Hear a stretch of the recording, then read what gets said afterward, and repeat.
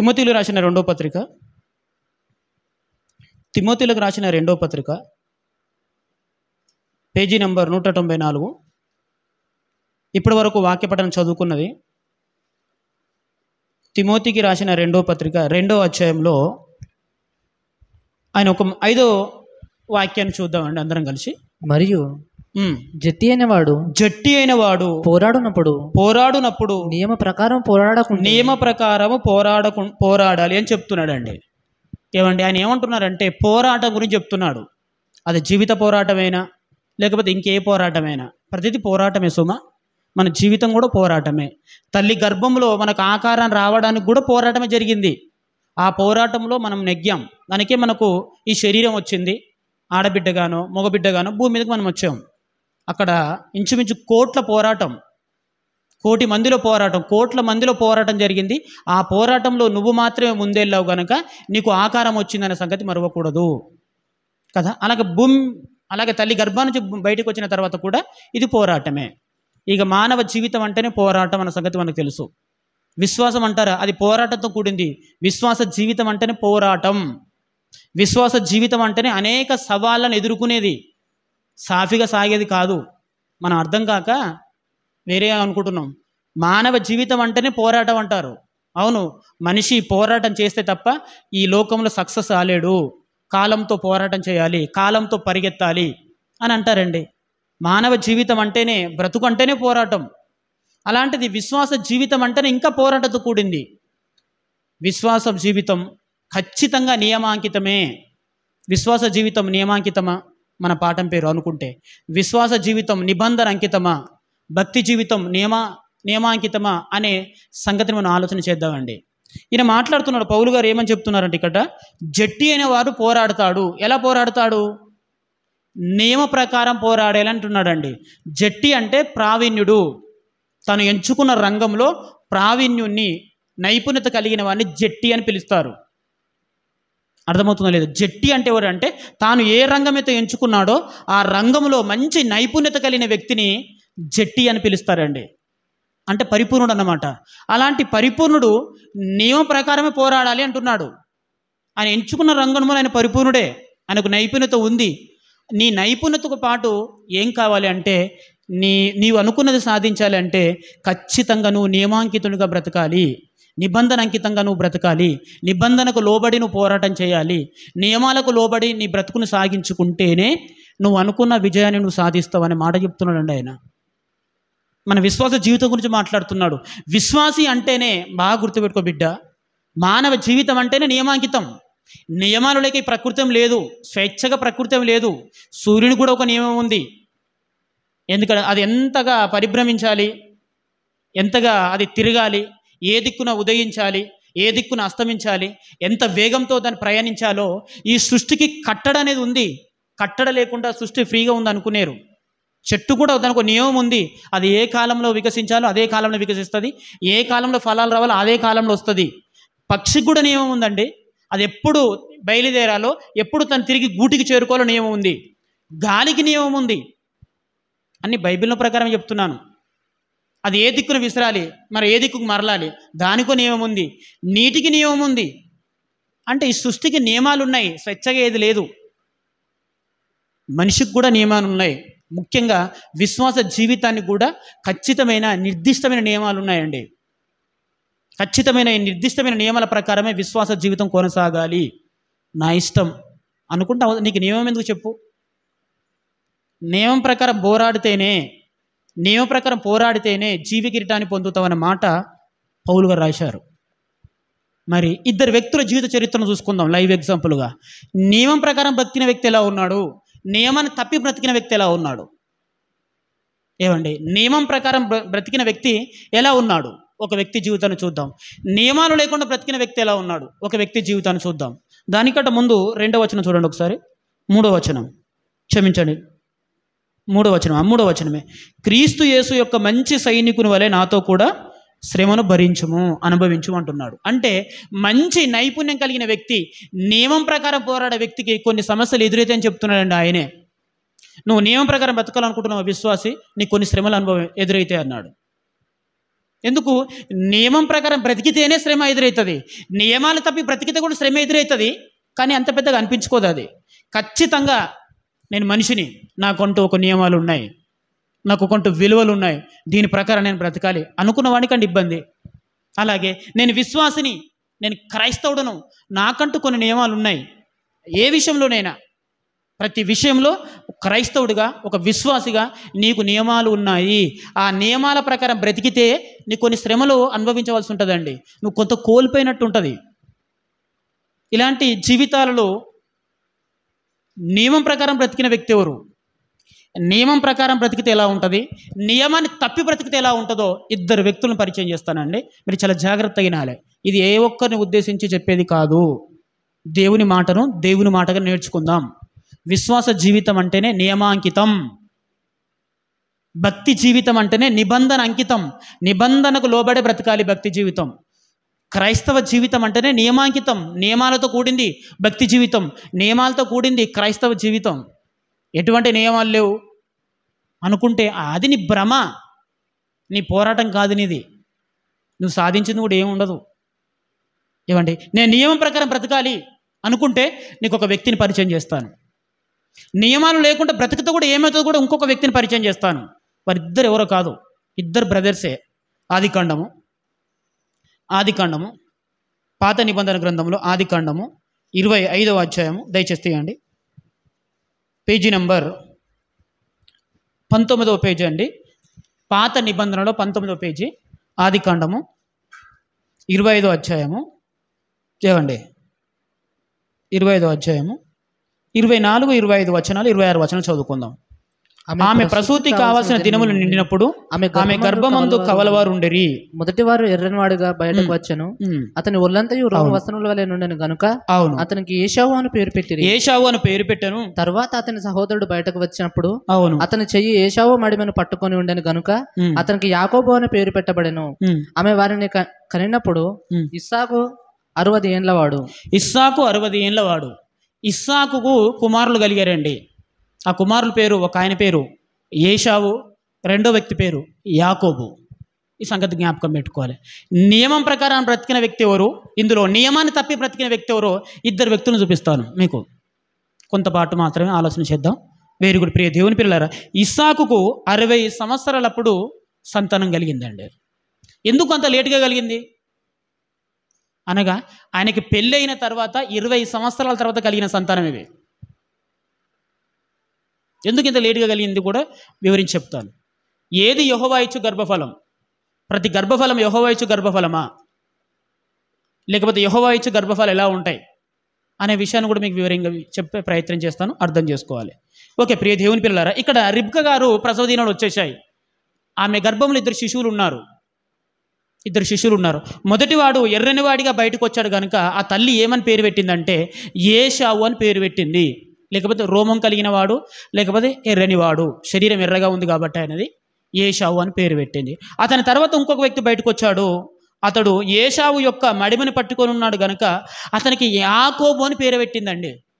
ఎందుకంటే యాకోబు అనగా మడిమని పట్టుకొని వాడని అర్థము, మోసగాడు అనే అర్థం కాదు.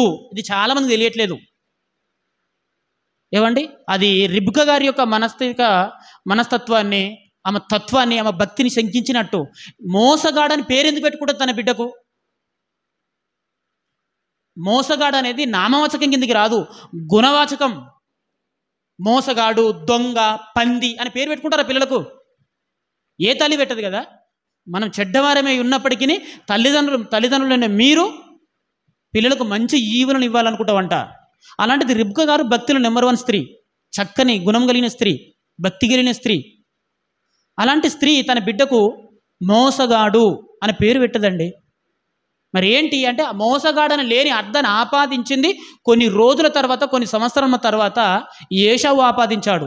వాడు భ్రష్టుడు, వాడిచ్చిన వివరణ మనం గ్రహించవలసిన అవసరం ఏమీ లేదు, పాటించవలసిన అవసరం ఏమీ లేదు. యాకోబు అనగా మడిమని పట్టుకొని వాడని అర్థం, మోసగాడు అని అర్థం కానే కాదు. యాకోబు మోసగాడు కాదు, ఆయన పేరుకు అర్థం మోసగాడు కాదు, ఆయన జీవితం మోసగాడు కాదు. అర్థమవుతుందా తల్లి మీ అందరికీ? రైట్. ఇక్కడ ఏశావు అంటే అతను ఎర్రనివాడిగా ఉన్నాడు కనుక ఏశావు అని పేరు పెట్టింది. ఇతడు మడిమని పట్టుకొని పుట్టాడు కనుక యాకోబు అని పేరు పెట్టింది. అంటే యాకోబు అనగా మడిమని పట్టుకుని వాడు. ఒక రకంగా చెప్పాలంటే సాధు గుణం కలిగిన వ్యక్తి యాకోబు గారండి. పేర్లు ఎలా పెడతారంటే దీనికంటే ముందు మీరు వెళితే జరిగిన సందర్భాన్ని బట్టి పేరు పెట్టడం ఇజ్రాయేలులకు పరిపాటి. అక్కడ జరుగుతున్న సందర్భాన్ని బట్టి పేరు పెడతారు. మీరు ఏ పేరైనా గమనించండి బైబిల్ చరిత్రలో.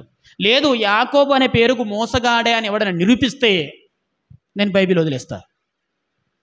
ఏమండి మీరు జ్ఞాపకం పెట్టుకోవాలి ప్రియ దేవుని పిల్లలారా. రైట్, 2 శిశువుల జననం జరిగిందండి. అప్పుడు ఇస్సాకైన తమ తండ్రి గారికి 60 సంవత్సరాల వయసు. ఇది జ్ఞాపకం పెట్టుకోండి. రైట్, ఇప్పుడు పిల్లలు పెరుగుతున్నారు. నియమాంకితమైన జీవితం ఎలా ఉంటుంది, నియమాలను తప్పి బ్రతికే జీవితం ఎలా ఉంటుంది ఇక్కడ చూపిస్తాను నేను. ఇక్కడ 27వ వచనం. ఆ చిన్నవారు ఎదిగినప్పుడు ఏశావు ఏటాడుట యందు నేర్పరి అయి అరణ్యవాసిగా నుండెను. అవును. యాకోబు సాధువై గుడారంలో నివసించుచుండెను. ఇక్కడ ఇద్దరి మనస్తత్వాలు రాశాడండి దేవుడు. ఏశావు యొక్క మనస్తత్వం ఎలాంటిదంటే వేట యందు నేర్పడి. ఏమండి అతను అరణ్యవాసి. ఇతను ఒక టార్జన్ లాంటి వాడు అన్నమాట. ఏమంటే మీరు జ్ఞాపకం పెట్టుకోవాలి. ఇతడు వేట ఆడుట యందు నేర్పరి అంటే జంతువులను హింసించడం, వాటిని చంపడం, పట్టి తేవడం, వాటిని భుజించడం.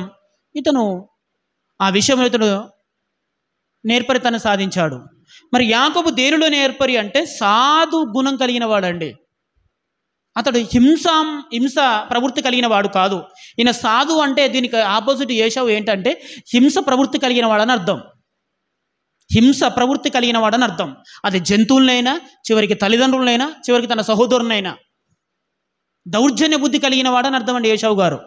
ఒకే తల్లి పిల్లలు విభిన్న మనస్తత్వాలు కలిగి బ్రతుకుతున్నారు. ఏమండి రిబ్కా పెంచడంలో పొరపాటేం లేదు. రిబ్కా ఉత్తమురాలైన స్త్రీ. ఇస్సాకు ఉత్తముడు, దేవుని చేత వాగ్దాన సంతానంగా భూమి మీదకి వచ్చిన వ్యక్తి ఇస్సాకు గారండి. రిబ్కా మంచి స్త్రీ, తనకు ఇస్సాకు తగిన భార్య. అలాంటి తల్లి తన పిల్లల పట్ల పక్షపాత బుద్ధి చూపించదు. వాళ్ళు పెరుగుతున్నారు, కానీ ఆయన మానసిక స్థితి దౌర్జన్య బుద్ధిగా మారిపోయింది ఏశావు గారిది. హింసించడం, వేటాడడం, ఏమండి ఇలా మారిపోయింది. అదే యాకోబు గారు సాధు గుణం కలిగిన వ్యక్తిగా తల్లిదండ్రుల దగ్గర సేవ చేస్తూ ఉన్నాడండి. చూడండి, ఒకే కుటుంబంలోని ఇద్దరు వ్యక్తులు, ఒకే రోజు జన్మించిన ఇద్దరు వ్యక్తులు విభిన్న మనస్తత్వాలు కలిగి బ్రతుకుతున్నారు. వెరీ గుడ్ అండి. ఇక ఆలోచన చేయాలి ఎప్పటి నుంచాలి. ఇందులో ఒక వ్యక్తికి నియమాలంటే పెద్దగా ఇష్టం ఉండదండి. నియమం ప్రకారం మనం ఉండాలి. ఎందుకంటే మనము దేవుని పిల్లలం. అబ్రహాం గారు, ఇస్సాకు గారు దేవుడు ఏర్పరచుకున్న ప్రజలు. మన ప్రత్యేకమైన జాతిగా ఈ లోకంలో బ్రతకాలి, దేవుని మాటకు లోబడి బ్రతకాలనే మనస్తత్వం ఏశావు గారికి లేదు. అదే యాకోబు గారికి ఉందండి. సాధు గుణం ఎవరుకుంటుందో తెలుసా? చూపిస్తానమాట. తిమోతిలకు రాసిన రెండవ పత్రిక ఏవండి, కొత్త నిబంధనలకు రండి. తిమోతిలకు రాసిన రెండవ పత్రిక 2వ అధ్యాయం 26వ వచనం. తిమోతిలకు రాసిన రెండవ పత్రిక 2వ అధ్యాయం 26వ వచనం. సత్యం విషయమై అనుభవ జ్ఞానము వారిని కలుగుటకై దేవుడు ఒకవేళ ఎదురాడు వారికి మారు మనసు దయచేయును. అందువలన సాతాను తన ఇష్టం చొప్పున చెరపట్టిన వీరు వాని ఇరులో నుండి తప్పించుకొని మేలుకొనుదురేమో అని ప్రభు యొక్క దాసుడు అట్టి వారిని సాత్వికంతో శిక్షించుచు జగడమాడక అందరిడల సాధువుగా జగడమాడక అందరి ఎడల సాధుగాను ఉండవలెను. కొత్త నిబంధనకు చెందిన క్రైస్తవుడు, దేవుని దైవజనుడు, విశ్వాసం ఎలా ఉండాలని చెప్తున్నాడు అంటే ఆయన జగడమాడక. నీకు జగడమాడ బుద్ధి ఉండకూడదు. ఓ దైవజనుడా, ఓ క్రైస్తవుడా, ఒక విశ్వాసి, నీకు జగడమాడే బుద్ధి ఉండకూడదు. నువ్వు అందరి ఎడల సాధుగుణం కలిగి బ్రతకాలని కొత్త నిబంధన సంఘానికి పరిశుద్ధాత్మ దేవుడు విధించిన కట్టడ. ఇలాంటి కట్టడనే జగడమాడే స్వభావం లేదండి యాకోబు గారికి. ఆయన సాధు గుణం కలిగి ఉన్నవాడు. చూసారా, కొత్త నిబంధన రాయబడక ముందే ఇలాంటి ఉన్నతమైన విలువను కలిగిన వ్యక్తి యాకోబు గారండి. ఆయన జగడమాడే బుద్ధి కాదు. అంటే దీన్ని బట్టి చూస్తే ఏశావు గారికి కలహమును సృష్టించే బుద్ధి ఉన్నట్టుంది. మనకు తెలుసు కదా, ఆయనకు జగడమును సృష్టించే బుద్ధి ఉన్నట్టుంది. ఎవరికి? ఏశావు గారికి. యాకోబు కల లేదండి. చూసారా, కొత్త నిబంధన కలిగిన సంఘమైన మనము కలిగి ఉండవలసిన ఉన్నతమైన గుణము 1000 సంవత్సరాల క్రితమే ఆ మహానుభావుడు కలిగి ఉన్నాడంటే ఆయన ఎంత అప్డేట్ ఉన్నాడో మీరు ఆలోచించండి. భక్తి విషయంలో మరొకసారి అక్కడికి వెళ్దామండి. 25వ అధ్యాయము, ఆదికాండము 25వ అధ్యాయం, మళ్ళీ అక్కడికి వెళ్దాం. ఏవండి 27వ వచనం. యాకోబు సాధువై గుడారములో నివసించుచుండెను. ఏశావు గారు వేట అంటే కొంచెం హింసా ప్రవృత్తి కలిగిన ఈయన బుద్ధి అన్నమాట. ఈయన హింసించిన జంతువులను చంపడం అంటే హింస ప్రవృత్తి కలిగిన జీవితం ఎవరిది? ఏశావు గారిది. సాధు గుణం కలిగిన వ్యక్తి, జగడమాడని వ్యక్తి, అందరి ఎడలా ఓడ్చుకునే వ్యక్తి ఎవరిదంటే యాకోబు తత్వం అండి. Very good. పిల్లలు పెరుగుతున్నగా ఒక నియమం అనేది వచ్చింది ప్రియ దేవుని పిల్లలారా. వీళ్ళ నియమం ఏంటంటే యాకోబు కానీ అబ్రహాము కానీ ఇస్సాక్ కానీ వీరి వంశావళి యొక్క నియమం ఏంటంటే వీళ్ళు పశు కాపరులు, రెండోది వ్యవసాయదారులు అండి. ఇవి తప్ప వేరే వృత్తి చేయరు వీళ్ళు. మీరు బాగా గమనించండి. అబ్రహాం గారు కూడా పశు పోషణ కలిగిన వ్యక్తి, వ్యవసాయం చేసే స్వభావం కలిగిన వ్యక్తి. హింసించే స్వభావం అనేది కొత్తగా వచ్చిందండి ఏశావు గారికి. జంతువులను పట్టి చంపడం అనేది అప్పుడు ఆయన నుంచే వచ్చింది, ఏశావు గారి నుంచేలే. అది వారి నియమం కాదు, అబ్రహాం యొక్క నియమం కాదు, ఇస్సాకు యొక్క నియమం కాదు. వాళ్ళు జంతువులను చంపరు, జంతువులను పోషిస్తారు. పశు సంపద కలిగిన వ్యక్తులు, వాటిని పోషిస్తే స్వభావం వాళ్ళది, పంటలు పండించే స్వభావం వాళ్ళది. కానీ దానికి నియమానికి విరుద్ధంగా ఏశావు గారు వేటాడే వృత్తిని నేర్చుకున్నాడండి. ఇదేంటో అర్థం కాదు, మీరు జ్ఞాపకం పెట్టుకోవాలి. ఇది ఒక్కటి ఫస్ట్ పాయింట్. ఆ తర్వాత వచ్చేసిన తర్వాత పెళ్లి వయసు వచ్చింది వాళ్ళకు. ఇది ఇంపార్టెంట్ అండి. ప్రతి వ్యక్తి జీవితంలో పెళ్ళి అనేది సర్వసాధారణం. కానీ మనిషి పెళ్లి కొరకు మాత్రం పుట్టట్లేదు అనే సంగతి మీరు మరవకూడదు. ఏ మనిషి జీవితాన్ని చూసుకో, నా జన్మ కారణం వివాహమే అనే వ్యక్తిని ప్రపంచంలో ఎవ్వరు మనం చూపించలేం, బైబిల్లో ఇంకా చూపించలేం. నా జన్మ కారణం పెళ్ళేనండి, నేను పుట్టిందే పెళ్లి కొరకు అన్నట్టుగా ఏ ఒక్క వ్యక్తిని దేవుని సృష్టించలేదు. కానీ ఏశావు గారు ఎలా ప్రవర్తిస్తున్నాడు చూడండి ఒకసారి. ఇది 26వ అధ్యాయము 34వ వచనం. ఏశావు 40 సంవత్సరాలైనప్పుడు హిత్తీయుడైన బేరి కుమార్తెయగు యెహూదీతును హిత్తీయుడైన ఏలెను కుమార్తెయగు బాషెమతును పెళ్లి చేసుకొనెను. ఇక్కడ ఎంత వయసు వచ్చిందండి ఏశావు గారికి? మీరు బాగా జ్ఞాపకం పెట్టుకోవాలి. నియమంతో కూడిన జీవితం, నియమంని వ్యతిరేకించిన జీవితాలు ఎలా ఉంటుందో మనం వెళ్ళిపోతున్నాం. ఏశావు గారికి 40 సంవత్సరాల వయసు వచ్చిందండి, 40 ఇయర్స్.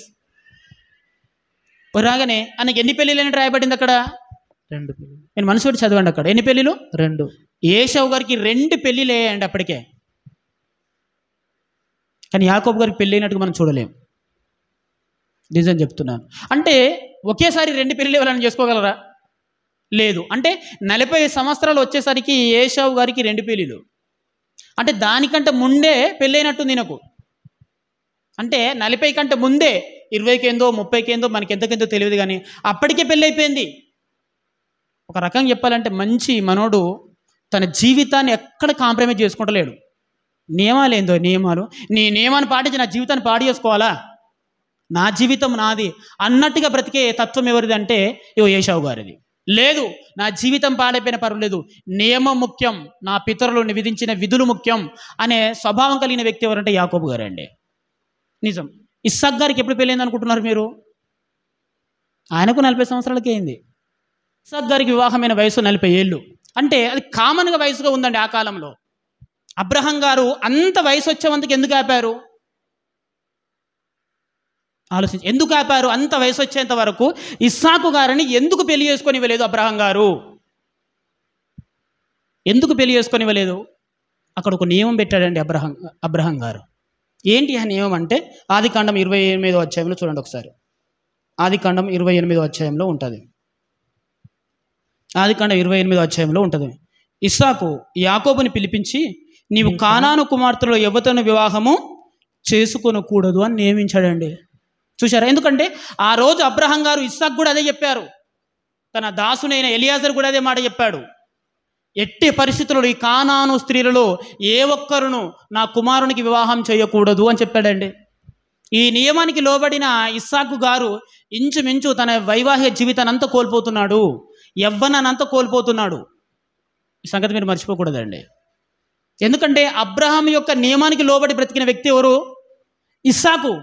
నిజమే, మీరు అన్నట్టుగా ఎట్టి పరిస్థితుల్లో ఏం జరిగినా ఇలా ఇక్కడ స్త్రీలు నేను పెళ్లి చేసుకోను అని తండ్రి నియమానికి లోబడి బ్రతికాడండి. ఇంకా ధర్మశాస్త్రం లేదు కదండి, వాళ్ళ పెద్దలు చెప్పిన మాటలే వాక్కులు వాళ్ళకు, అవే దేవుని మాటలు. అబ్రహాం కంటే గొప్ప ఆలోచనకర్త ఎవరున్నారు? భక్తిపరుడు ఎవరున్నారు? ఆయన నియమించాడండి. ఈ నియమానికి లోబడి బ్రతికిన వ్యక్తి ఎవరంటే ఇస్సాకు గారు. 40 ఏళ్ళు వచ్చినసరికి తల్లి చనిపోయినప్పుడు ఆ తర్వాత తన దాసుని, అబ్రహాం గారు తన దాసుని పిలిపించి ఎక్కడికి పంపించారంటే తన పూర్వీకుల దగ్గరికి పంపించాడు. పూర్వీకులు ఉన్నారు కదా, ఆ బంధువుల దగ్గరికి పంపిస్తాడు. ఆ బంధువుల నుంచి వచ్చిన ఒక స్త్రీయే రిబ్కా. 40 ఏళ్ళండి. పిల్లలు కలిగింది ఎప్పుడు? 60 ఏళ్లకు. చూడండి, తండ్రి మాటకు లోబడి అంటే నియమానికి లోబడి బ్రతికిన వ్యక్తి తన జీవితాన్ని కోల్పోతున్నట్టుగా మనం చూడగలం. మంచి సైనికుడు శ్రమను భరిస్తాడని పౌలు గారు చెప్పారు, చూశారా? అది నియమాన్ని ప్రకారం బతుకుతున్నాడండి. ఇస్సాకు గారు తన జీవితాన్ని తన చేతుల్లోకి తీసుకొని, నువ్వు ముసలిని అయిపోయాను, నీకేం తెలుసు ఈ విలువలన్నీ, మీకేం తెలుసు మా బాధలన్నీ అనుకొని తన జీవితాన్ని తన చేతుల్లోకి తీసుకొని ఆలోచించి ఉంటే చరిత్ర వేరే రకంగా ఉండేది. తల్లిదండ్రుల మాటకు లోబడ్డాడు. ఖచ్చితంగా నా తండ్రి దేవుని భక్తి కలిగిన వాడు. ఆయన మాటకు లోబడే ఉన్న ఊరిని, కన్న తండ్రిని, సిరి సంపదలను అన్ని వదిలేసి ఆయన కట్టుబట్టలతో ఈ ప్రయాణాన్ని కొనసాగిస్తున్నాడంటే ఒక లక్ష్యంతో పోరాడుతున్నాడు నా తండ్రి అని ఆ తండ్రి గుణాలను చూసిన వ్యక్తి ఇస్సాకు గారు. అప్పటి వరకు తండ్రి మాట కోరిక ఎదురు చూశారండి. అందుకే ఆయన బ్లెస్డ్ పీపుల్గా చరిత్రలో నిలబడ్డాడు. అబ్రహామైనా ఇస్సాకైనా బ్లెస్డ్ పీపుల్గా. దీనికంటే ముందే ఎప్పుడో ఇస్మాయిల్కి పెళ్లి జరిగిపోయింది, పిల్లలు కంటున్నాడు, వాడు మంచి హ్యాపీగా గడుపుతున్నాడు. ఇస్మాయిల్తో పోల్చుకుంటే ఇస్సాకు గారు చాలా కోల్పోయారండి తన జీవితంలో. ఫెయిల్యూర్ లైఫ్ లాగా అనిపిస్తుంది. ఇస్మాయిల్తో ఇస్సాకును కనుక పోల్చి చూస్తే అప్పటికి ఆయనకి పెళ్ళి అయిపోయింది, పిల్లలు ఉన్నారు, హ్యాపీగా గడుపుతున్నాడు. ఈయన ఒక తండ్రి తాటు బిడ్డగానే బతుకుతున్నాడు. ఇస్సాకు గారు ఏం సాధించింది ఏం లేదు, పైగా వయసంతా కోల్పోయాడు. కానీ చరిత్రలో నిలబడ్డాడండి ఈయన. మీరు జ్ఞాపకం పెట్టుకోవాలి. ఆ తర్వాత ఆయనకు సంతానం కలిగింది. ఇదే నియమని వాళ్ళకి చెప్పాడు, మీరు కానాను కుమార్తెలు ఏ ఒక్కరిని పెళ్లి చేసుకోకూడదు బిడ్డ, నా తండ్రి నాకు విధించాడు కట్టడ, ఆ కట్టడ నేను మీకు విధిస్తున్నాను. నువ్వేంటి మాకు చెప్పేది? నా జీవితం నాకు తెలియదు, నాకు తెలియదు ఏంది నేను ఎప్పుడు ఏం చేయాలో. లోకాన్ని చూడకురా, సర్వనాశనం అవుతుంది నీ జీవితం. నిజం చెప్తాను, లోకాన్ని చూసి నిర్ణయాలు తీసుకోకు. లోక సంబంధంగా మాట్లాడే చాలామంది ఉన్నారండి ఇక్కడ. నిజం చెప్తున్నాను, లోక సంబంధమైన బుద్ధి కలిగిన వారు, సరసోక్తులు మాట్లాడేవాడు, వివాహాల విషయంలో కావచ్చు, పిల్లల విషయంలో కావచ్చు, చాలా బైబిల్కి విరుద్ధంగా మాట్లాడే స్వభావం కలిగిన వ్యక్తులు మీలో ఉన్నారు. మా మాటలు నేను కూడా చెప్తాను, మీలో ఉన్నారండి. అలాంటి మాటలు మీ నోట కూడా విన్నాను నేను. ఏశావు లాంటి తత్వం ఇక్కడ కూడా ఉంది. నిజం చెప్తున్నాను. వాడు ఏశావు అనే వ్యక్తి తన జీవితం చేతిలో తీసుకున్నాడు. 40 ఏళ్ళు వచ్చేసరికి 2 పెళ్ళిళ్ళు అయిపోయినాడు. అప్పటికే మంచి శారీరక దృఢత్వం కలిగి ఉంటాడు. వేటగాడు కదా అండి, మంచి యుద్ధవీరుడు, మంచి ఫైట్ చేస్తాడు జంతువులతోటి, మంచి నైపుణ్యం. ఇంక ఇలాంటి వానికి అమ్మాయిలకు క్రేజ్ ఎక్కువ ఆ కాలంలో. ఎందుకంటే స్వతహాగా సంపాదించుకుంటున్న వ్యక్తినా. వేటకి వెళ్తాడు, మాంసం తీసుకొస్తాడు. అప్పటికే 1 మ్యారేజ్, 2 మ్యారేజులు, అబ్బో తన పెళ్ళైంది కాబట్టి సపరేట్ జీవితం. ఎక్కడ ఏశావు గారు కాంప్రమైజ్ అయ్యారు చెప్పండి? అన్నీ అనుభవిస్తున్నాడండి. ఒక్కసారి ఏశావు జీవితాన్ని చూసుకుంటే మీకు కూడా ఈర్ష్య అనిపిస్తుంది. వాడు ఎక్కడ కాంప్రమైజ్ కాలే, అదిరా లైఫ్ అంటే అనే విధంగా ఉన్నది. ఎవరిది? ఏశావు గారిది. ఎందుకంటే నియమాలు తప్పి బ్రతుకుతున్నాడు. కానాను స్త్రీలను మనం పెళ్లి చేసుకోకూడదు అనేది నియమం, వారికి ఉన్న నియమం అండి, వారికి ఉన్న నియమం అది. ఆ నియమాన్ని తప్పేశాడు. ఒక పెళ్లి చేసుకున్నాడు, అది సరిపోదని ఇంకో పెళ్లి చేసుకున్నాడు. కానీ ఆయన వయసేనండి యాకోబు గారిది. నియమానికి లోబడ్డాడు. ఎందుకంటే నా తండ్రి ఇస్సాకైనా నా తండ్రి మా తాతగారి నియమానికి లోబడ్డాడు. ఇక్కడ స్త్రీలను పెళ్లి చేసుకోలేదు, ఒక వయసు వచ్చేంత వరకు వేడి చేశాడు. నేను కూడా అలాగే ఉండాలనుకున్నాడండి. తల్లిదండ్రుల నియమాలకు అంటే దేవుడు విధించిన నియమానికి లోబడి జీవితాన్ని కోల్పోతున్న వ్యక్తి యాకోబు గారు. నియమాలను వ్యతిరేకించి జీవితాన్ని అనుభవిస్తున్న వ్యక్తి ఏశావు గారండి. విశ్వాస జీవితం అంటే నియమాంకితం బిడ్డ. నియమం ప్రకారం పోరాడే వ్యక్తి ఎప్పుడైనా శ్రమను అనుభవిస్తాడు, జీవితాన్ని కోల్పోతున్నట్టుగా ఉంటాడు, అవమానపడుతున్నట్టే ఉంటాడు, నిందలు మోయవలసి ఉంటుంది. అన్నట్టుగా యాకోబు మోసగాడని ఇప్పటికీ నింద మోస్తున్నాడు ఆయన. ఏశావు గురించి ఎవరు మాట్లాడలేదండి. ఏశావు భ్రష్టుడు, వ్యభిచారాన్ని బైబిల్లో రాయబడ్డ నింద తరతరాలుగా మోస్తుంది ఎవరో తెలుసా? యాకోబు గారే. మోసగాడండి యాకోబు గారు. వీరి మీద పాటలు. ఆయన పేరు మోసగాడు కాదు, ఆయన జీవితంలో మోసం లేదు. కానీ నిందమేవాల్సి వచ్చిందండి. ఎందుకంటే నియమం ప్రకారం పోరాడే వ్యక్తి అలాగే ఉంటాడు. ప్రియ దేవుని పిల్లలారా, ఏశావును యాకోబు దగ్గర పెట్టి చూడండి, ఎవరి జీవితం బాగుంటుందండి? మంచి భోజనం ఏశావు గారిది, ఈయనకు ఆ భోజనం లేదండి. మంచి మాంసం తినే అలవాటులోనికి ఇంకో అలవాటు కూడా ఉంటుంది. ఆ కాలంలో దొరికే మందు ఏంటో మనకు తెలియదు, అది ఈయనకు అది లేదు. పెళ్ళిళ్ళు ఈయనకు అది లేదు. మంచి స్పెషల్ గుడారం ఆయనకు, ఈయనకు అది లేదు. తల్లిదండ్రుల మాటకి లోబడి తల్లిదండ్రుల చుట్టూ తిరుగుతున్నాడండి. ఆయన గురించి ఏం రాశాడు తెలుసా? సాధువు. ఆ కాలంలో మీరు కనుక ఉంటే వాని ఏమనతో తెలుసా? మీరు మొగదన లేదన్న మీ నిందలు వేసేటోళ్ళు అలాంటి ఉన్నారండి. ఇక్కడ లేరనుకోవద్దు, మార్చుకోండి ఆ స్వభావాన్ని. నిజం చెప్తున్నా ప్రియ దేవుని పిల్ల, అన్ని రకాలుగా స్ట్రగుల్ అవుతూనే ఉన్నాడండి. కానీ నియమం గొప్పది. నా తండ్రి ఇస్సాక్, మా తాత అబ్రహాం, వీళ్ళు దేవుని చేత ఏర్పరచబడిన వాళ్ళు. వీళ్ళు చెప్పారంటే ఖచ్చితంగా దీని వెనుక సాదృశ్యం ఏదో ఒక జీవం దాగి ఉంటుందని ఆ నియమానికి లోబడి తన జీవితాన్ని అంతా సాక్రిఫైస్ చేయడండి. ఎవరు? యాకోబు గారు. ఇంకా ముందుకెళ్దాం ప్రియ దేవుని పిల్లలారా, ఇంకా ముందుకెళ్దాం. ఇంకా 28వ అధ్యాయము 9వ వచనం. ఏశావు ఇష్మాయేలు వద్దకు వెళ్ళి తనకున్న భార్యలు కాక అబ్రహాము కుమారుడైన ఇష్మాయేలు కుమార్తె నెబాయోతు సహోదరి అయిన మహలతును కూడా పెళ్లి చేసుకున్నాను. ఈ పెళ్లి ఎన్నో పెళ్లి? ఇప్పుడు ఈయనకు 3వ పెళ్ళి అండి. చూడండి ఎక్కడ ఆగిందండి ఈయన జీవితం. అబ్బా, అది లైఫ్ అంటే, అది జీవితం అంటే అన్నట్టుగా ఈయన జీవితం ఉందండి. నిజమే, మంచి భోజనం, మంచి మందు, విందు, చిందు అనే రకాలుగా ఆయన జీవితం ప్రతిరోజు నూతన పొంతలు దొక్కుతుంది. ఎంజాయ్ అంటే ఏంటో ఈయన ప్రపంచానికి నేర్పించాడు. ఇదంతా ఎలా వచ్చింది ఆయనకంటే ఒకే ఒక కండిషన్, నియమం తప్పి బ్రతకడం. అంతేనండి. చూసారా, నియమాన్ని తప్పి బ్రతుకుతున్న మన జీవితం ఎలా అభివృద్ధి చెందుతుంది, నియమానికి లోబడి బ్రతుకుతున్న మన జీవితం ఎలా కుంగిపోతుందో మీరు చూడండి. ఏశావు గారు నియమానికి లోబడేనండి బ్రతుకుతాం. నియమానికి లోబడే కానాను స్త్రీలు మనం పెళ్లి చేసుకోకూడదు, ఒకటి. రెండోది, ఒక నిర్దిష్టమైన వయసు వరకు ఆగాలి, నా తండ్రి వరకు, నా తండ్రిలాగా. మరి వాళ్ళు నా బంధువర్గం ఎక్కడుంటారో నాకు తెలియదు. చూసారా, అప్పటి వరకు తల్లిదండ్రుల నుంచి పెళ్లి చేసుకున్నానా అనే ఆ మాట వచ్చేంత వరకు వెయిట్ చేశాడండి. పాపం ఈ రకంగా చూడాలంటే తన పర్సనల్ లైఫ్ మొత్తం కోల్పోతున్నాడు. ప్రైవేట్ లైఫ్ అంటారు చూసారు, అది ఏం లేదండి. తల్లిదండ్రులకు సేవ చేయడం, సాధువే గుడారం ఉండడం, ఇదే నా జీవితం. కానీ ఏశావు గారి జీవితం అది కాదండి. మంచి రాయల్గా నడిచిపోతుంది అంతే. ఎంజాయ్ అంటే అది. ప్రియ దేవుని పిల్లలారా, 3 పెళ్ళిళ్ళండి. అదే వయసున్న వ్యక్తి యాకోబు గారుకు 0 పెళ్ళి, నో పెళ్ళి వేరండి. తర్వాత అక్కడ ఒకటి డిస్టర్బెన్స్ జరిగింది. తల్లిదండ్రుల మాట ప్రకారం ఆయన ప్రాణాన్ని కాపాడుకోవడానికి బయలుదేరాడు. ఇక్కడికి ఆయన బంధువు ఉంటారు కదా, రిబ్కా సంబంధికులు ఉంటారు కాబట్టి ఆ రిబ్కా సంబంధుల దగ్గర వెళ్ళారండి. అక్కడ వెళ్ళిన తర్వాత మామగారు స్వీకరించారు. ఓహో, నువ్వు మా రిబ్కా యొక్క కుమారుడువా అని ఆప్యాయత తీర్చుకున్నాడు. మేనమామ అనుకుందాం, చేర్చుకున్న తర్వాత ఏమండి, ఒక స్త్రీని ఇష్టపడ్డాడు. ఆయన ప్రేమించాడు అని రాయబడింది. అది ఎంత పవిత్రమైందంటే ఆ ప్రేమ యాకోబు గారిది. మీ ప్రేమలు అన్నీ ఆయన కాలి కొడి కూడా సరిపోవు. ఎంత పవిత్రంగా ఇచ్చాడంటే 7 సంవత్సరాలు కొలువు చేస్తే నా కుమార్తె నీకు ఇస్తానన్నాడు. అప్పటికే 40+ ఉన్నాడు మనోడు. 7 సంవత్సరాలు ఓకేనండి. ఆయన చాకిరి అంటే అక్కడ దాసత్వం చేయడం ఆరంభించాడు. 7 సంవత్సరాలు తీరిపోయాడండి. అమ్మ ఎన్ని సంతోషాలు కోల్పోయాడండి. తల్లిదండ్రుల ప్రేమకు దూరం అయ్యాడు. అక్కడ వదినల చేత, అన్న చేత ఎప్పుడు జగడాలు, కలహాల వారి జీవితంలో. అలాంటిది సరే అయిపోయింది అని ఒక స్త్రీని ఇష్టపడ్డాడు. 7 సంవత్సరాలు గతించింది. పెళ్లి రోజు రానే వచ్చింది. అది కూడా దక్కలేదు. నిజం, అది కూడా దక్కలేదండి. ఎవరి నుంచి పెళ్లి చేశారు? లేయా నుంచి పెళ్లి చేశారు. ఆ పర్సన్ నేను అనుకున్న పర్సన్ కాదని ఈయనకు తెలియదండి. ఆమె రాహేలే అనుకుంటున్నాడు ఈయన. పాపం ఈయనకేం తెలియదు ఆ విషయంలో. కానీ లేయాకు మాత్రం తెలుసు. తండ్రి అందరికీ తెలుసు అండి.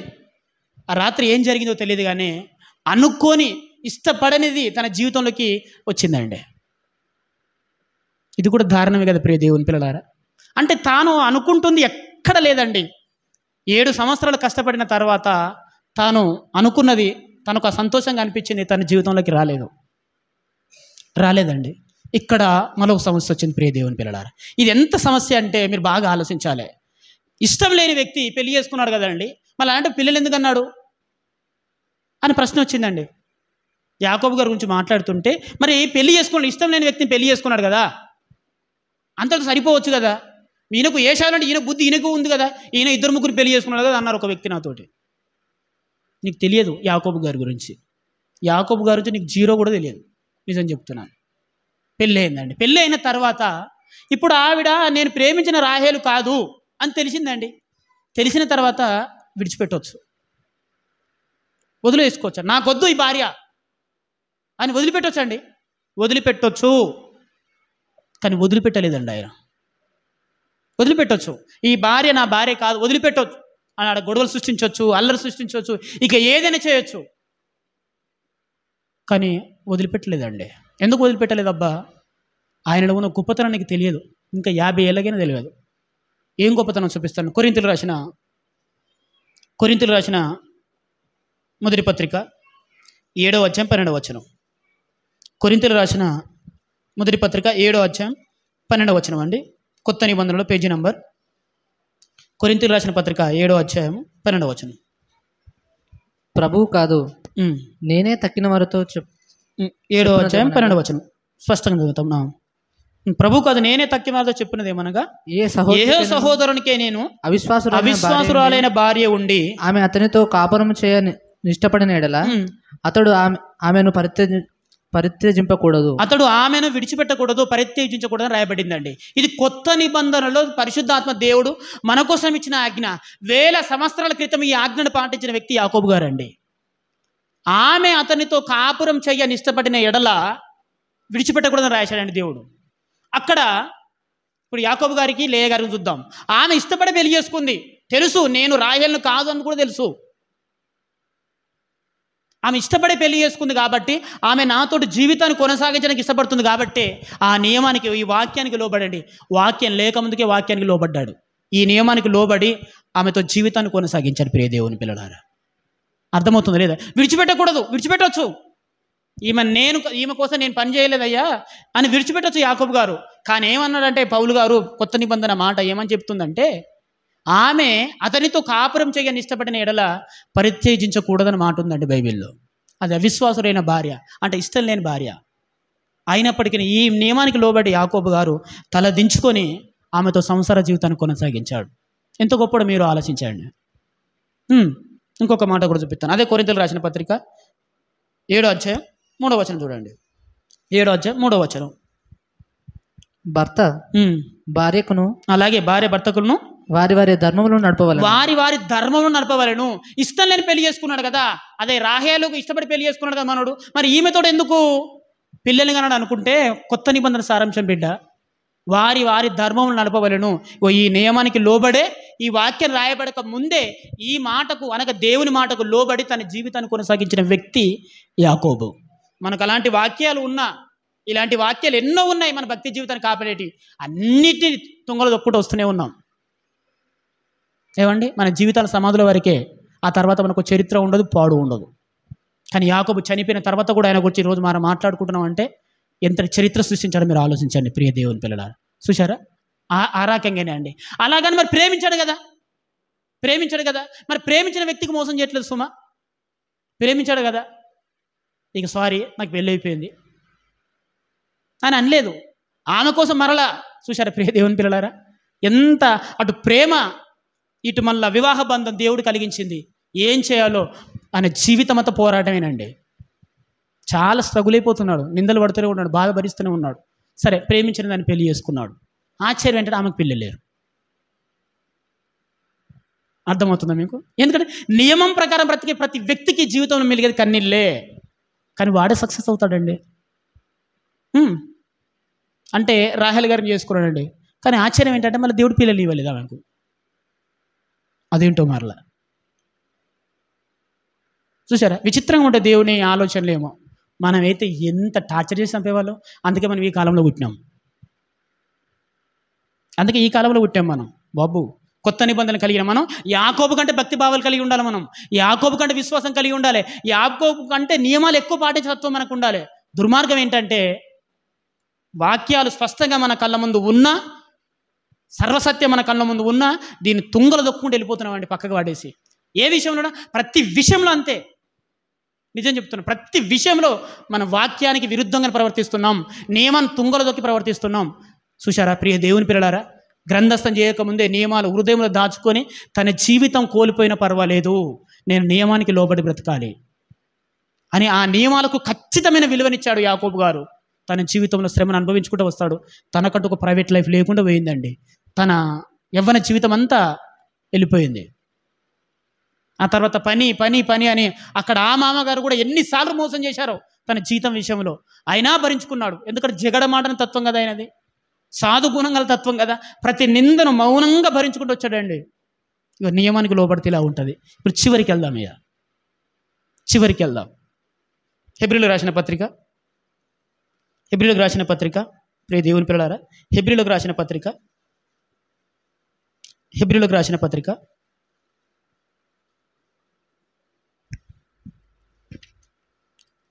12వ అధ్యాయము, హెబ్రీలకు రాసిన పత్రిక 12వ అధ్యాయం 16వ వచనం.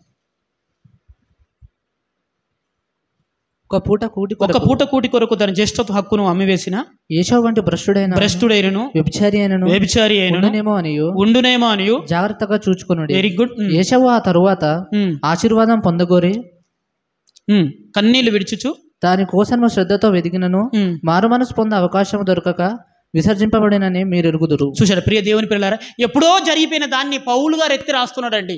పౌలు గారు ఏమని మాట్లాడుతున్నారు ఏశావు గురించి అంటే, వాడు భ్రష్టుడు అన్నాడు. భ్రష్టుడు, వ్యభిచారి అంటే తెలుసా మీకు?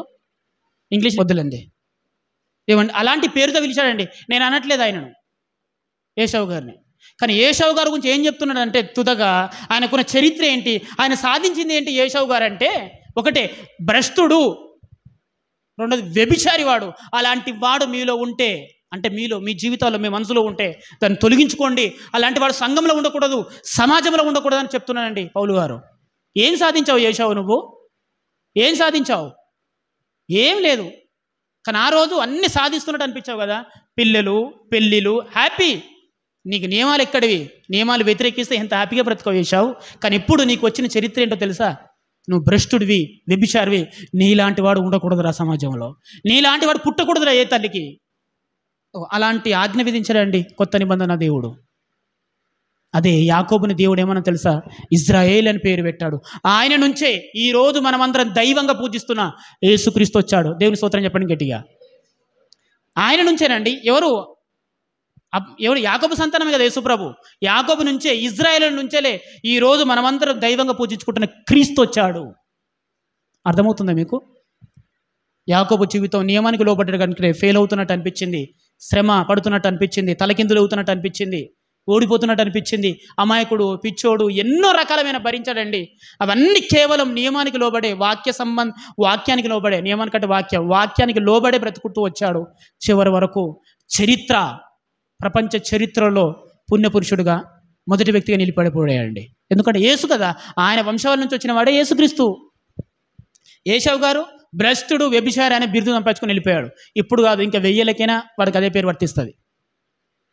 ఆలోచిస్తున్నారా క్రైస్తవ పిల్లలారా? నియమాలకి లోబడి బ్రతకడం క్రైస్తవ జీవితం.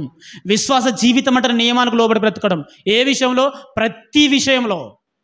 నియమాలు లేకపోతే నీ జీవితం క్రైస్తవ జీవితం అనిపించుకోదు.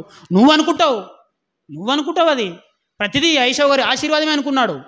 అనుకుంటావు నువ్వు, అది నీ ఇష్టం. దేవుడు అనుకోవాలి కదా. కానీ యాకోబు అలా కాదండి. నియమం గొప్పది. యాకోబు, నీ లైఫ్ కోల్పోతున్నావు యాకోబు, నీకు అర్థం కావట్లేదు. నీ తోటలో చూడు, నియమం చూసారా? నియమం. యాకోబు ఏంటి? ఇష్టం లేని పెళ్లి చేసుకోవాల్సి వచ్చింది. నియమం విడిచిపెట్టొచ్చు కదా. నియమం, నేను అలా చేయను. మరి ప్రేమించేందుకు మోసం చేస్తావా? అలా చేయను. ఆలోచించండి ప్రియ దేవుని పిల్లలారా. ఏమండి, తల్లిదండ్రులకు ఆస్తి అంతా ఎవరికి హక్కు ఉంటుంది? చిన్నోనికి పెద్ద ఇద్దరికి హక్కు ఉంటుంది కదా. మొత్తం అదిలే వదిలేసి వచ్చాడు. ఎందుకు? తల్లిదండ్రుల మాట, అది నియమం. సరే వదిలిపోమంటున్నారు నన్ను, హ్యాపీగా వెళ్ళిపోతాను నేను. చూసారా? దేవుని మాటలకు లోబడి, అంటే తల్లిదండ్రుల మాట ఆ రోజున్న దేవుని మాట, అబ్రహాం మాటలు కానీ, ఇస్సాక్ మాటలు కానీ, రాయబడిన ధర్మశాస్త్రాలు అవన్నీ, ఆ మాటలకు లోబడి యాకోబు గారు ప్రతి క్షణం తన జీవితాన్ని కోల్పోయాడండి. కానీ ఆయనే చరిత్రగా మారిపోయాడు. ఆయనలో నుంచే మనందరి ప్రభు అయిన యేసుక్రీస్తు లోకరక్షకుడు వచ్చాడు భూమి మీదకి. కానీ ఏశావు ఏం సంపాదించాడు? ఆలోచించండి. ఇంకా ఇంకొక పాట చూపిస్తానండి. దానియేలు గ్రంథము పేజీ నెంబర్ 731 పేజీ, మొదటి అధ్యాయం 4వ వచనంలో తన నపుంసకుల అధిపతిని పిలిపించి అతనికి ఇలాగ ఆజ్ఞాపించెను. ఇజ్రాయేలుల రాజ్య వంశములలో ముఖ్యులై లోపము లేని సౌందర్యము గల సకల విద్యల ప్రావీణ్యతయు జ్ఞానము కలిగి తత్వజ్ఞానం తెలిసిన వారు రాజనగరి యందు నిలవదగిన కొందరు బాలులను రప్పించి కల్దీల విద్యను భాషను వారికి నేర్పుము. మరియు రాజు తాను భుజించు ఆహారములలో నుండి తాను పానం చేయు ద్రాక్షరసంలో నుండి అనుదిన భాగం వారికి నియమించి 3 సంవత్సరములు వారిని పోషించి పిమ్మట వారిని తన ఎదుట నిలవబెట్టినట్లు ఆజ్ఞ ఇచ్చెను. ఇక్కడండి దానియేలు గారి కాలంలో జరిగిన ఒక సందర్భం. ఇక్కడ దానియేలు అనగా ఆయన యూదులందరినీ బబులోను చక్రవర్తి చెరగొనిపోతాడు. యూదులు చాలా తెలివైన వారని అప్పటి నుంచే పేరుంది. ఆ బబులోను రాజు అనగా కల్దీల రాజు ఏమని చేశాడంటే, మరి మన యూదా దేశం నుంచి కొంతమంది ప్రజల్ని బానిసలుగా తీసుకొచ్చుకున్నాం కదా, అందులో ఎవరైనా తెలివైన వారు ఉంటే వాళ్ళందరూ నేర్పచ్చు, ట్రైనింగ్ ఇవ్వు, మన భాషను నేర్పించు, రూల్స్ అండ్ రెగ్యులేషన్ నేర్పించు, వారికి మంచి భోజనం పెట్టు, రాజభోజనం, ఆ తర్వాత నా దగ్గరకు తీసుకురా, అందులో బెస్ట్ అనిపించిన వారిని ఈ రాజ్యమందు వారిని ఏలికలుగా నియమిస్తానని గారు విధించిన ఆజ్ఞ. అప్పుడు ఆ నపుంసకుల అధిపతి ఏం చేశాడంటే అన్నట్టుగానే యూదా జాతి పిల్లలందరినీ ఒక దగ్గర చేర్చారు. ఎందుకంటే రాజవంశీకులన్నీ ఒక దగ్గర చేర్చిన తర్వాత కొంతమంది బెస్ట్ సెలెక్ట్ చేసిన తర్వాత వాళ్ళకి చెప్పాడు, 3.5 సంవత్సరాలు మేము మా భాషను మీకు నేర్పిస్తాం, మా రూల్స్ అండ్ రెగ్యులేషన్ నేర్పిస్తాం, మా చదువులు బోధిస్తాం, మంచి భోజనం పెడతాం, సకల విద్యలు మీకు నేర్పిస్తాం, ఇందులో బెస్ట్ అని తేలిన వారిని ఈ దేశమందు మా సంస్థానమందు ఏలికలుగా నియమిస్తామని ఆజ్ఞ వచ్చిందండి. బానిసలుగా బ్రతికే వారికి ఏలికలుగా అవకాశం వచ్చింది. అక్కడ దానియేలు గారు ఉన్నారు. అందులో దానియేలు కూడా ఉన్నాడు, మిగతా ప్రజలందరూ కూడా ఉన్నారు. అబ్బా, దాసులుగా మమ్మల్ని చేత కొరడ పని చేయిస్తాం, మనం కొరడలు కొట్టించి దాసత్వ పని చేయించుకుంటాం అనుకుంటే ఇంత మంచి అవకాశం వచ్చింది మాకు, ఇది దేవుడు విధించిన ఆశీర్వాదం అనుకున్నారు కొంతమంది, చాలామంది. అయ్యో, మమ్మల్ని చెరగని తీసుకొని వచ్చారు, ఈ దేశంలో మనం బానిసలుగా వెట్టి చాకరీ చేయిస్తారు అనుకున్నాం, కానీ వారు మాకు చదువు చెప్పించి, రాజ భోజనం పెట్టించి, రాజ వస్త్రాలు మాకు ధరింపజేసి మమ్మల్ని ఏలికలుగా మారుస్తారా, పరిపాలకులుగా మారుస్తారా, నిజంగా దేవుడు మాతో ఉన్నాడు, దేవునికి స్తోత్రం కలుగుగాక అని దేవునికి స్తోత్రం చెప్పారండి కొద్దిమంది. అందులో దానియేలు గారు ఉన్నారండి. ఆయన ఏమన్నాడు తెలుసా? చేతులు కట్టుకొని అధిపతి దగ్గరకు వచ్చి, అయ్యా ఓకే మీరు అన్నట్టు, కానీ మీరు మా కోసం తీసుకొచ్చే ఈ ఆహార పదార్థాలు నేను ముట్టను అని చెప్పాడు. ఎందుకు ముట్టాడు? నియమం. ఎందుకంటే ధర్మశాస్త్ర నియమం ఉంది కదా, అపవిత్రమైన జంతువులు, పవిత్రమైన జంతువులు, దేనిని తినాలి, దేన్ని తినకూడదు, ఇవన్నీ నియమాలు ఉన్నాయండి అక్కడ దానియేలు గారికి. మిగిలిన వారందరూ ఏమనుకున్నారు? దాసత్వ బ్రతుకులో ఉన్న మాకు మంచి భోజనం దేవుడే తీసుకొచ్చాడు, ఈ దేవుని ఆశీర్వాదం, దేవుని స్తోత్రం కలుగును కాక అన్నారు. దానియేలు గారు ఏమన్నారు తెలుసా? మీరు నన్ను ఈ దేశంలోకి పంపించినా పర్వాలేదు, నాకు ఈ భోజనం వద్దు. ఎందుకు? మేము యూదులం, నేను యూదుడైన నేను వాటిని ముట్టుకోవడం నాకు తగదు, నాకు శాకధాన్యాలు ఇవ్వండి, నేను వాటినే భుజిస్తాను అన్నాడండి. ఈ టాపిక్ ఆ దేశంలో ఒక హాట్ టాపిక్గా మారిపోయింది, వైరల్గా మారిపోయింది. ఏంటి? రాజు భోజనాన్ని తిరస్కరించిన వ్యక్తి ఎవరు అని దానియేలు గారి అని తెలిసిపోయిందండి. ఏమో అక్కడ ఆయన సిన్సెట్ మెచ్చుకొని కొన్ని రోజులు పరిశీలించారు. ఆ శాకధాన్యాల చేతనే, శాకధాన్యాల చేత ఆయన పోషింపబడ్డాడు కొన్ని రోజులు. అనుకున్నట్టుగానే వాళ్ళ అంచనాలకు తగ్గట్టుగా ఆయన చేతస్తూ ఉండిపోయింది. భోజనం చేసుకున్నది కాదు, అవకాశం ఉన్న నియమానికి లోబడి వాడుకోలేదండి. అది దేవుడికి మెచ్చింది. అక్కడ దానియేలు గారు అంత సక్సెస్ కావడానికి కారణం ఏంటంటే నియమాంకితమైన జీవితం అయినది. విశ్వాస జీవితం అంటేనే, క్రైస్తవ జీవితం అంటే నియమాంకితమైన జీవితం బిడ్డ అనేది. ఏ చోట ఉన్న నియమాంకితుడవే నువ్వు. అక్కడ దేశం మారింది, భాష మారింది, రాజు మారిండు, ఆరాధన లేదు, దేవాలయం కూల్చివేయబడింది, ఏమీ లేదండి. అయినా దేవాలయం లేకపోవచ్చు, దేవుడున్నాడు. దానియేలు గారి విశ్వాసం ఉండండి. యాజకులు లేకపోవచ్చు, కానీ ధర్మశాస్త్రం ఉంది మా మనసులో, నేను ఎప్పుడు దాన్ని తప్పను. అరే, నువ్వు బానిసలు గెలగొడతాం, అయినా పర్వాలేదు, నా నియమాన్ని నేను తప్పనండి. ఎందుకంటే ఆయన ఎంచుకున్న నియమం ఆ దేశానికి ద్రోహం కలిగించే నియమం కాదు అనుకున్నట్టుగానే దానియేలు గారు చాలా పెద్ద పొజిషన్కి వెళ్ళారండి. మరి ఆయనతో ఉన్న ఆ రాజవంశీకులంతా ఏమైపోయారు? ఆ రోజు వాళ్ళు మంచి భోజనం చేశారు, మంచి బట్టలు వేసుకున్నారు, అన్నీ అనుభవించారండి. కానీ ఏం సాధించారా మీరు? ఏమి లేదు, గెంటి వేయబడ్డారు, చల్ అవుట్ అని నిలగొట్టారు. ఇదే దానియేలు గారు నియమానికి లోబడి, దేవుని భక్తికి లోబడి బ్రతికాడు కనుక ఆయన రాజా సముఖంకి వచ్చినప్పుడు ఇలాంటి వాడే నా దేశంలో ముఖ్యుడు కావాలనుకొని అలాంటి వాడిని అధిపతిని చేశాడు. దేవుని స్తోత్రం చెప్తారు మీరు గట్టిగా. అర్థమవుతుందమ్మా? నియమాంకితమైన జీవితం ఓడిపోతున్నట్టుగా ఉంటుంది, నియమాంకితమైన జీవితం ఫెయిల్యూర్ అవుతున్నట్టుగా ఉంటుంది, నియమాంకితమైన జీవితం నిందలు పడ్డట్టుగా ఉంటుంది. కానీ నిలిచేది వాళ్ళే. అర్థమవుతుందా మీకు? క్రైస్తవ జీవితం అంటే, విశ్వాస జీవితం అంటే నియమాలు ఉన్నాయి బిడ్డ. మనకు నియమాలు లేకలేం. మనం ఖచ్చితమైన, నిర్దిష్టమైన, స్పష్టమైన నియమాలు ఉన్నాయి. నీకేం తెలుసు చెప్పు? ఆదివారం రావడమే నీకు గొప్ప అనుకుంటున్నావు నువ్వు. క్రైస్తవ జీవితానికి పెళ్లి పట్ల కూడా నియమాలు ఉన్నాయి. ఇష్టం కదా, అంత నీ ఇష్టమే. మరి ఏడవయ్యా, భరించాలి కదా అది. ఎప్పుడు చిన్నోడు అనుకుంటున్నావు ఏంది, ప్రభా క్షమించమని. అబ్బో ఈ మేషాలు రానేవి, ఏ మేషాలు? పశ్చాత్తాపం అనేది 1 డేకి సంబంధించింది కాదు. నేను పాపం చేశాను, నేను పాపం, పశ్చాత్తపడుతున్నా, ప్రభా నన్ను క్షమించు ప్రభా. రేపు ఇంకో పాపం చేయడానికి కదా. పశ్చాత్తాపం అంటే తెలుసా? లైఫ్ టైం శిక్ష అది, లైఫ్ టైం. యాకోబు అదే ఎంచుకో, లైఫ్ టైం. నేను బాప్తిసం తీసుకున్నాను. ఎందుకోసం తీసుకున్నావు చెప్పు నాకు? ఎవడో చస్త తీసుకున్నావు భయపడి, ఎవడో చచ్చిపోతే నేను కూడా గట్ట చచ్చిపోతాను తీసుకున్నావు, దాన్ని బాప్తిసం అంటారా? నేను పాపం చేశాను, నేను మరో పునరుత్థానం కోసం బ్రతుకుతున్నాను నేను, అంతేనండి. ఆ రోజు ఆ తీసుకున్న బాప్తిసం పట్ల నీకు నమ్మకం ఉంటే, కట్టుబడి ఉంటే, చెప్తున్నాను కదా, ఎన్ని శ్రమలను భరిస్తావు కానీ ఆ విశ్వాసాన్ని వదులుకో. వయసు వచ్చింది కానీ అమ్మాయిని చూసి విశ్వాసం మర్చిపోయాడు ఒకడు, పైసలు చూసి విశ్వాసాన్ని మర్చిపోయాడు ఒకడు, ఈడ నాకు విలువ లేదని మర్చిపోయాడు ఒకడు, ఇలా ఏం మంచిగా అనిపించాలని వదిలిపెట్టాడు ఒకడు. అది బాప్తిసాల కిందకు వస్తాయా? అది విశ్వాస జీవితం కిందకు వస్తుందా? ఒక్కసారి యాకోబును చూడు, ఏంటో తెలుస్తుంది నీకు నియమాంకితమైన జీవితం అంటే. దానియేలు గారిని చూడు, నియమాంకితమైన జీవితం అంటే ఏంటో తెలుస్తుంది నీకు. ప్రాణాలు పోయినా, జీవితం కుసించిపోయినా, అవమానం పాలైన నియమాన్ని వదలలేదు వాళ్ళు. అలాంటి వారే సక్సెస్ అయ్యారండి, అలాంటి వారే చరిత్రగా పురుషులుగా నిలబడ్డారు. మీకు కూడా చాలా నియమాలు ఉన్నాయి బిడ్డ. మీ కుటుంబంలో పాటు నియమాలు ఉన్నాయి, మీ పిల్లల పెంపకంలో నియమాలు ఉన్నాయి. అవి పరిశుద్ధమైన నియమాలు, సమాజానికి మేలు చేసే నియమాలు, నేను పరలోక రాజ్యానికి చేర్చే నియమాలు, నేను మహాలోకానికి చేర్చే నియమాలు ఉన్నాయి. ఇవన్నీ తప్పుకుంటూ వస్తున్నావు కదా. ఏశావు ఇలా తప్పుకుంటూ వచ్చాడు, నేనే సక్సెస్ పీపుల్ అనుకున్నాడు. తర్వాత ఏమైపోయింది? వ్యభిచారిగా, భ్రష్టుడిగా ఈ చరిత్ర పుటలో నిలబడిపోయాడు. మీరు కూడా ఆలోచించండి ప్రియ దేవుని బిడ్డ. క్రైస్తవుడా, నీకంటూ నియమాలు ఉన్నాయి, దీన్ని ఎప్పుడు మర్చిపోకు. నీ జీవితం కుసించిపోయినా, నువ్వు ఫెయిల్యూర్ అవుతుంటే అనిపించినా, నువ్వు అమమల పైన అవుతునిపించినా, నేను ఏమని అనుకున్నా పర్లేదు, నియమం గొప్పది.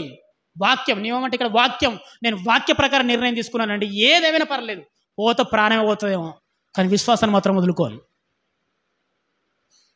వాక్యానికి లోబడి బతకమంటే ఏందనుకుంటున్నారు? పౌలు గారు ఒక మాట చెప్పారు చూడండి, కొరింథీయులకు రాసిన పత్రిక 2వ అధ్యాయం, కొరింథీయులకు రాసిన 2వ పత్రిక, ముగిస్తాను ప్రియ దేవుని పిల్లలారా. కొరింథీయులకు రాసిన 2వ పత్రిక 12వ అధ్యాయం, 2 కొరింథీయులకు రాసిన పత్రిక 12వ అధ్యాయము 15వ వచనం.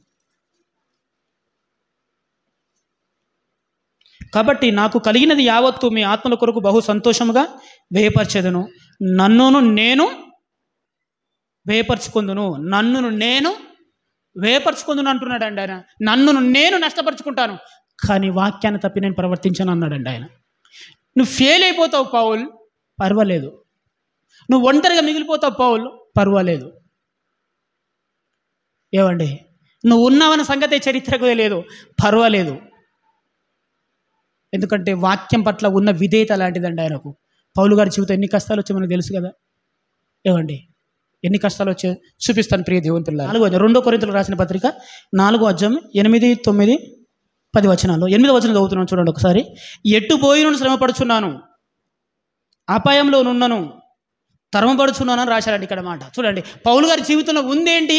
నియమానికి లోబడి ఆయన సాధించింది ఏంటి అంటే ఆయన చెప్తున్నాడు, ఎటు పోయినను శ్రమపడుచున్నాను అన్నాడు. అన్ని శ్రమలే వస్తున్నాయి నాకు. ఎందుకు? నియమానికి, వాక్యానికి లోబడ్డాను కనుక. లేకపోతే పౌలు ఎలాంటి వాడో మీకు తెలుసు. వాక్యానికి లోబడ్డాను కనుక ఆ వాక్యాన్ని తప్పకూడదు. అది చిన్న కామైనా, పొల్లు అయినా అది దేవుడు విధించింది. అది భూమి ఆకాశంలో గతించిపోయినా ఒక పొల్లు కూడా నాశనం కాదంట, అంత పవర్ ఉంది దానికి. కానీ నువ్వు ఈజీగా తప్పుతున్నావు దాన్ని. నువ్వేదో సాధిస్తాను అనుకుంటున్నావు, ఏంది నువ్వు సాధించేది? బోడి. పౌలు గారిని అడుగుతా చెప్తాడు, ఎటు పోయిన శ్రమపడుచున్నాను, కానీ ఇరుకులో పడిన వారం కాము, అపాయంలో ఉన్నాను, ఉపాయం లేని వారం కాము, తరమపడుచున్నాను, దిక్కులేని వారిని కాము, పడదోయబడినను నశించు వారము కాము అన్నాడండి. మీరు అంత అన్నారు, నీ వాక్యానికి లోబడి నువ్వు తరమపడుచున్నావు. నేను తరమపడుతుండొచ్చు కానీ పొట్టుపడతలేను అన్నాడు. నువ్వు శ్రమ పడుతున్నావు, అవును నేను శ్రమ పడుతుండొచ్చు కానీ విజయం పొందుతున్నాను అన్నాడు. నువ్వు కృషించిపోతున్నావు, నా పురుషుడు నూతనపరచబడుతున్నాడు. ఇదండి వాక్యం పట్ల విధేయత కలిగిన జీవితాలు వెళ్ళాయి. ప్రియ దేవుని పిల్లలారా, క్రైస్తవుడైన నీవు ఒక్కసారి జ్ఞాపకం పెట్టుకో, నువ్వు తీసుకుంటున్న ప్రభు శరీరానికి కూడా నియమాలు ఉన్నాయి బిడ్డ. నీకు అర్థం కావట్లేదు, అది నీకు అర్థం కావట్లేదు. ఏమేమి తెత్తి అంటారు, ఇష్టం మీ ఇష్టమా, అంత మీ ఇష్టమేనా, పెళ్ళి మీ ఇష్టమే, విడాకులు మీ ఇష్టమే, పిల్లలు మీ ఇష్టమే, వదిలేయడం మీ ఇష్టం, అన్నీ. యేషవులంటి తత్వం ఎలా వచ్చింది సంఘంలోకి? నియమం ప్రకారం ఉన్నవాడికి ఇక నుంచి బాప్తిసం ఇవ్వాలి. ఎవరైనా, మీరైనా నేనైనా, కుటుంబంలో కూడా ఒక తండ్రిగా నీకు నియమాలు ఉన్నాయి తెలుసా? ఏంటి నియమాలు తెలుసు? యేషవులంటి తత్వం కాదనేది. వేటకి ఇచ్చే విలువ నీ కుటుంబానికి ఇస్తున్నావా? నేను చెప్పు, క్రికెట్కి ఇచ్చే విలువ నీ ఫ్యామిలీకి ఇస్తున్నావా? నీ దేవునికి ఇస్తున్నావా చెప్పు? లేదు కదా. ఇవన్నీ లేనప్పుడు మీరు నియమాలు పాటించి మహాలోకాన్ని పొందుతారా? నియమాన్ని పాటించిన యాకోబుని చూడు, జీవితం ఆయనకు వచ్చింది కన్నీరు కాదు, రక్తం ఆయన కన్న నుంచి వచ్చింది. ఆయన సక్సెస్ అయ్యాడండి. ఏది నియమాంకిత జీవితం అంటే అలాగే ఉంటుంది. మరి నియమాంకిత జీవితం అంటే అలా ఉంటుంది, పోరాటం. అది అనుకుంది అండి, ఏముంది అనుకుంటాడు, మస్తు అంటాడు వాడు, మంచిగా అనుకో, పాజిటివ్ అనుకుంటారు, నెగిటివ్ అనుకుంటారు, చండాలు అనుకుంటారు, దరిద్రం అనుకుంటారు, సందర్భాన్ని బట్టి కూడా అనుకుంటారు. ఒకటే సందర్భంలో మంచోడు అంటారు, నెక్స్ట్ 1 వీక్ తర్వాత వాడంత వేస్ట్గా లేడు అంటారు. వాళ్ళ మాటలు నాణ్యత లేని బిడ్డ, వాళ్ళ ప్రశంస నాణ్యత లేనిదే, వారి విమర్శ కూడా నాణ్యత లేనిదే. కాబట్టి నియమానికి నువ్వు ఎందుకోసం నియబడి బ్రతుకుతున్నావు? నువ్వు అమాయకంగా ఎందుకు బ్రతుకుతున్నావు? ఏదో వాక్యానికి లోబడే. ఎందుకు రొమ్మి విడుచుకొని బ్రతుకుతున్నావు? వాక్యానికి లోబడే. అది లేకపోతే ఎందుకు ఈ జీవితం అంతా? వద్దండి, మరణం వరకే మన జీవితాలు కావు, మరణం తర్వాత కూడా మనకు చరిత్ర ఉంది. నేను సావు కొరకు బ్రతకట్లేదు, చావు తర్వాత ఉన్న జీవితం కొరకు బ్రతుకుతున్నాను అనే సంకల్పంతో కదా మన బాప్తిసం తీసుకుంది. మరి కొత్త నిబంధన విశ్వాసులకు మనకునే నియమం ఏంటి? క్రీస్తే కదండి నియమం. ప్రేమనే నియమం. నీ విశ్వాసం ప్రేమతో కూడిందే ఉండాలి, నీ భక్తి ప్రేమతో కూడిందే ఉండాలి, నీ జ్ఞానం క్రీస్తు ప్రేమతో కూడిందే ఉండాలి. ఇది పాటించుకుంటూ పోతే నీ జీవితాన్ని కోల్పోతున్నాడు కనిపిస్తుంది. ఇతరుల దగ్గర నువ్వు అమాయకుల్లా కనిపిస్తావు. నువ్వు చాలా అమాయకుడు, వేస్ట్ గాడు అలాగా అని పేరు వస్తుంది. కానీ నేను బ్రతుకుతే నియమం ప్రకారం. కాబట్టి ఇలాంటి నియమాలు కొత్త నిబంధనలు చాలా ఉన్నాయి బిడ్డ, నీకు తెలియాలి ఆ నియమాలు. క్రిస్టియన్ అయినందుకే నియమాంకితుడను, నియమం ప్రకారమే. నిబంధన అంటే ఏంటో తెలుసా? దాని అర్థమే నియమం. నిబంధనకు లోబడి బ్రతుకుతానని వచ్చాం. అంతకుముందు మనకి ఏ నిబంధనలు మన మీద ఇష్టం ఉన్నట్టుగా బ్రతకాం. అప్పుడైతే బాప్తిసం తీసుకున్నావో నీ జీవితంలో ఖచ్చితమైన కొన్ని నిబంధనలు ఉన్నాయి. ఆ నిబంధన నువ్వు పాటించాలి. దానివల్ల నీకు నష్టం జరుగుతుందయ్యా, తప్పదు. మరి ఏం చేద్దాం? నియమం కదా. జీవితం అంటేనే నియమం, ఇంకా విశ్వాస జీవితం అంటేనే నియమాంకితం. కాబట్టి జ్ఞాపకం పెట్టుకో, యేషవులంటి బుద్ధిని రాణించుకోకు. అలాంటి వాళ్ళు సంఘాలలో ఉంటారట, మనలో ఉంటారు. యేషవులంటి జీవితం బాగుంటుందండి, మస్తు ఎంజాయ్ చేస్తున్నట్టుగా ఉంటుంది. కానీ ఏం లాభం? చివరికి వస్తే ఏం సంపాదిస్తావు చెప్పు? ఏం లేదు. యాకోబు నియమాంకితమైన జీవితం వాళ్ళది, అపోస్తలుడు నియమాంకితమైన జీవితం వాళ్ళది, నియమాంకితమైన జీవితం అండి. ఇప్పుడు పౌలు గారి గురించి 1000 సంవత్సరాలుగా ఈరోజు దేవుని సంఘంలో ఆయన ఫోటోలు పెట్టుకుంటారంటే ఆలోచించండి మీరు. నియమాంకితమైన జీవితం, నియమానికి లోబడి బ్రతికాడు ఆయన. అపోస్తలుడు నియమానికి లోబడి బ్రతికారు వాళ్ళు. ప్రాణం పోతుంది, నియమం గొప్పది, విశ్వాసం గొప్పది, భక్తి గొప్పది. ప్రాణం కంటే నియమం గొప్పదా? అవునండి, వాక్యం గొప్పది. ఇలాంటి వాక్యానికి లోబడి బ్రతుకుదాం. ఎన్నో నియమాలు ఇప్పటికే తప్పేశామని మనం. ప్రభు శరీరం తీసుకుంటప్పుడు కూడా నియమం ఉంది దానికి. నిన్ను నువ్వు పరీక్షించుకొని ఏవండి దాన్ని జాగ్రత్తగా తీసుకోండి. నువ్వు క్రైస్తవుడు బిడ్డ, నీ జీవితంలో ఎప్పుడు నియమానికి లోబడే బ్రతకాలి. దీనివల్ల నువ్వు బలహీనం అనుకుంటారు, మరి ఏం చేద్దాం? పిచ్చోడు అనుకుంటారు, అమాయకుడు అనుకుంటారు, ఏం తెలియదు అనుకుంటారు, అనేకం అనుకుంటారు. కానీ కొద్దిమంది ప్రశంస కూడా ఇస్తారు. దేనికి లొంగకు నువ్వు, ఇటు విమర్శకు లొంగకు, అటు ప్రశంసకు బెండు కాకు. నువ్వు నియమం ప్రకారం పోరాడుకుంటూ వెళ్ళిపో. జట్టి అయిన వాడు నియమం ప్రకారం పోరాడతాడు. జట్టి అయిన వాడు నియమం ప్రకారం పోరాడతాడు. నియమం ప్రకారం పోరాడవాడే శ్రమను భరిస్తాడు. శ్రమను భరించేవాడే విజయం పొందుతాడు. విజయమే మన విశ్వాసం. ఒక మాట చూపిస్తూ ముగిస్తానండి. యోహాను గారు రాసిన మొదటి పత్రిక 5వ అధ్యాయం 4వ వచనం. దేవుని మూలముగా పుట్టిన వారందరూ లోకమును జయించురు, లోకమును జయించిన విజయము మన విశ్వాసమే. విశ్వాసం అంటేనే నియమాంకితం. అలాంటి నియమాంకితంతో కూడిన విశ్వాసమే విజయాన్ని ఇస్తుంది. అది విజయం అంటే. సమాధి వరకు సాధించేది విజయం కాదు, సమాధి తర్వాత కూడా వచ్చేది విజయం. అర్థమైందని భావించు.